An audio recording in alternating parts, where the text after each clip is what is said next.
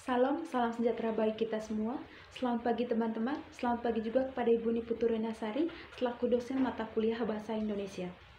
Pertama-tama saya mengucap syukur kepada Tuhan Yang Maha Esa karena atas berkat dan lindungannya saya dapat mempresentasikan karya ilmiah ini dengan tepat waktu.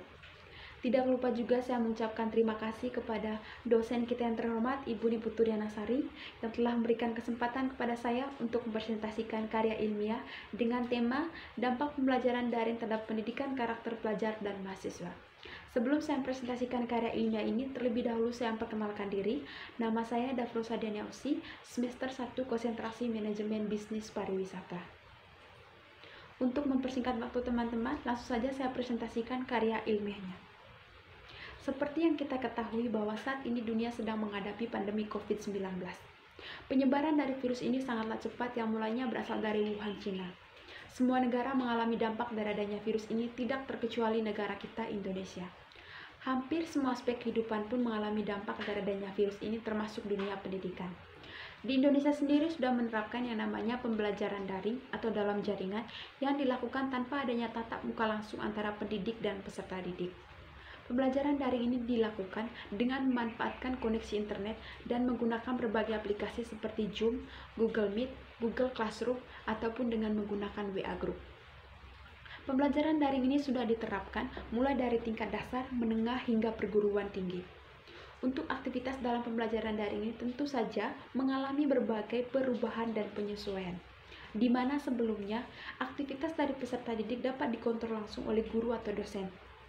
Sedangkan selama pembelajaran daring ini, kegiatan tersebut tidak bisa dilakukan karena peserta didik belajar dari rumah mereka masing-masing. Oleh karena itu, saya sangat tertarik untuk mengangkat tema ini agar kita sama-sama bisa mengetahui bagaimana pembelajaran daring ini dapat mempengaruhi pendidikan karakter. Adapun tujuan lain saya melakukan penelitian ini, yaitu agar kita bisa mengetahui bagaimana dampak yang ditimbulkan dari pembelajaran daring, baik dampak yang bersifat positif maupun dampak yang bersifat negatif. Selain itu, penelitian ini juga dilakukan dengan tujuan agar kita bisa mengetahui bagaimana persepsi dari pendidik maupun pelajar terhadap keberlangsungan pembelajaran daring.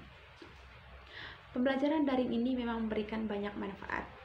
Di antaranya, dapat pelajar tidak diberikan keterbatasan ruang dan waktu.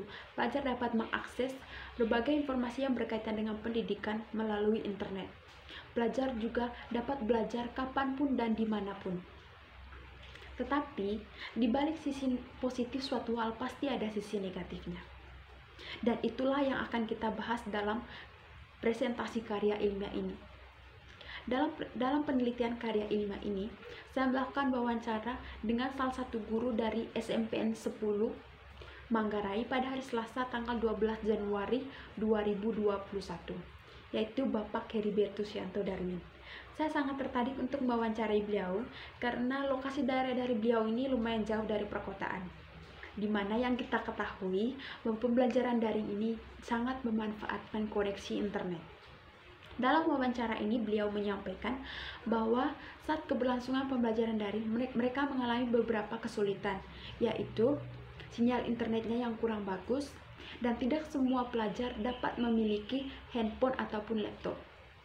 Beliau juga menyampaikan bahwa tenaga pendidik sulit sekali memastikan apakah peserta didik ini mengikuti pembelajaran secara serius atau tidak. Karena banyak kejadian, ada peserta didik yang sengaja mematikan kamera videonya agar seolah-olah dia mengikuti pembelajaran dengan serius, tetapi nyatanya dia sedang melakukan hal yang lain. Tentu saja hal ini dapat mempengaruhi pendidikan karakter, bukan? Selain itu, pada saat keberlangsungan tes ataupun ujian, tenaga pendidik juga sulit memastikan kejujuran dari peserta didik karena tidak adanya kontrol langsung. Dan hal ini membuat nilai kejujuran akan semakin sulit untuk ditanamkan terhadap pelajar tersebut.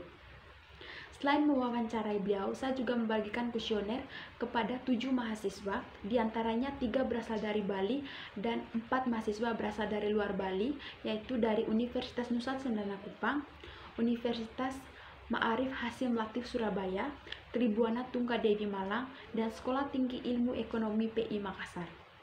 Kuesioner ini saya bagikan tidak hanya kepada mahasiswa yang berasal dari Bali, agar kita tidak monoton hanya mengetahui persepsi dari mahasiswa yang berasal dari Bali. Kita juga perlu mengetahui bagaimana persepsi dari mahasiswa yang berasal dari luar Bali tentang keberlangsungan pembelajaran daring ini.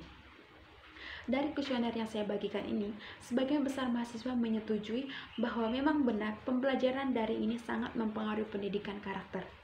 Selain itu, dalam kuesioner ini, mahasiswa juga menyampaikan bahwa dalam pembelajaran daring ini mereka mengalami berbagai kesulitan, yaitu kuota internet yang terbatas, sinyal internet yang kurang bagus, dan hal tersebut membuat mereka tidak dapat mengikuti pembelajaran secara serius atau penuh. Mahasiswa juga menyampaikan bahwa pada saat pembelajaran daring ini, mereka sering sekali merasa jenuh dan bosan.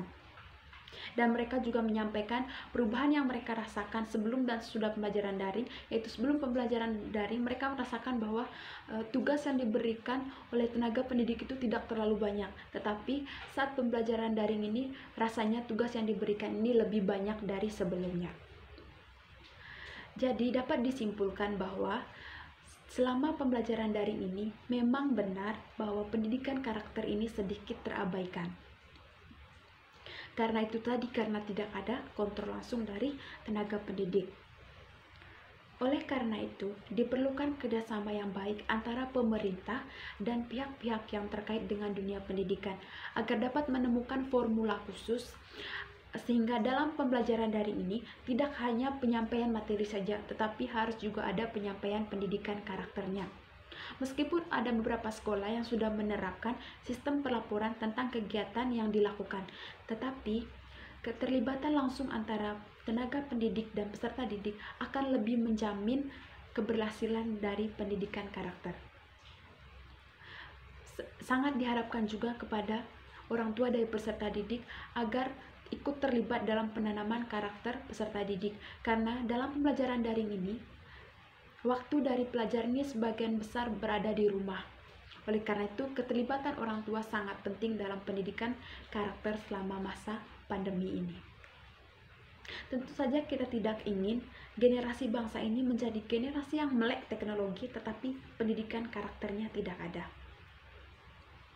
Oleh karena itu, kerjasama yang baik sangat dibutuhkan antara pemerintah, tenaga pendidik, instansi pendidik, maupun orang tua dari pelajar.